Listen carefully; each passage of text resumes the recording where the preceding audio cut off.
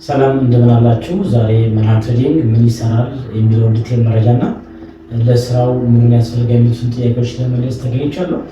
መርሃ ትሬዲንግ ብዙ ስራዎች ቢሰራም በዋናነት ግን በአራት የስራ ዘርፎች ላይ ማለትም በአኒማል ፊልድ ማለት አግሪካልቸር ላይ ያሉ መኖ ማቀነባበሪያ፣ እንዲሁም ማረሻ የመሳሰሉትን ማሽነሪዎች መፈብረክ እና ለከስተመሩ ማቅረብ ነው። ሁለተኛ በዲተርጀንት ማለትም በሊኪድ ሶፕ ባርሶፕና ኮስሞቲክስ ዘርፍ ላይ ማሽነሪዎችን መፈብረክ፣ ተማሪዎችን እንዴት አድርገው ማምረት እንደሚችሉ የኬሚስትሪ ስልጠናውን መስጠት፣ በሶስተኛ ደረጃ ኬሚካሎችን ማቅረብ፣ እንዲሁም በአራተኛ ደረጃ ፓኬጂንጉን እንዴት አድርገው ያመረቱትን ምርት አሽገው ወደ ገበያ ያቀርባሉ የሚሉት እናያለን።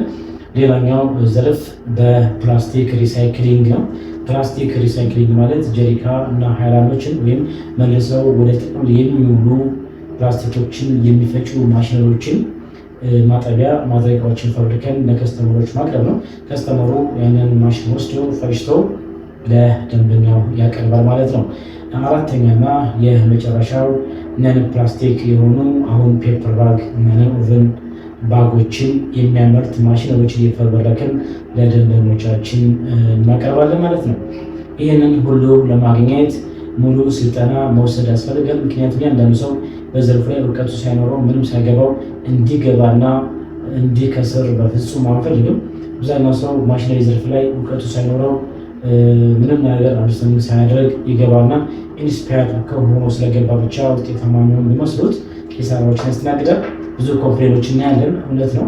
የአንድ ገ እንዳይገጥመን ሰዎች በሚገባ ስለሚሰሩት ስራ፣ ስለ ማሽነሪው፣ ስለ ትርፍና ኪሳራው፣ ስንት ሰው እንደሚያስፈልገው፣ ምን ያክል ቦታ እንደሚያስፈልገው፣ ኤሌክትሪክ ፍጆታው ምን ያክል ነው ወይስ ኤሌክትሪክ አይጠቀምበትም ዲቴል መረጃ ማወቅ ስላለበት እኛ ጋር እያንዳንዱ የስልጠና ዘርፍ ለምሳሌ ፈሳሽ ሳሙና 3 ቀን የተግባር ልምምድ 1 ቀን ቲዎሪ፣ ደረቅ ሳሙና 2 ቀን ተግባር ልምምድ 1 ቀን ቲዎሪ እያለ ፔፐር ባግ ከነ ህትመቱ ቶታል 5 ቀን ስልጠና አለ። ይህን ስልጠና እንዴት አገኛለሁ? መቼ የሚሰጠው? አሰልጣኞቹ እነማን ናቸው? ላይሰንስ አለ ወይ? ፍቃድ ለማውጣት የሚሉትን ተጓዳኝ ጥያቄዎች በስልክ ቁጥር በ0989898906 ወይም በ0911916814 በ0912242979 በመደወል መረጃ ማውሰድ ትችላላችሁ።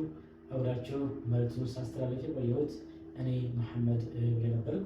የመርሃ ትሬዲንግ መስራችና ባለቤት ለነበረው ጊዜ ከልብ አመሰግናለሁ። መልካም ጊዜ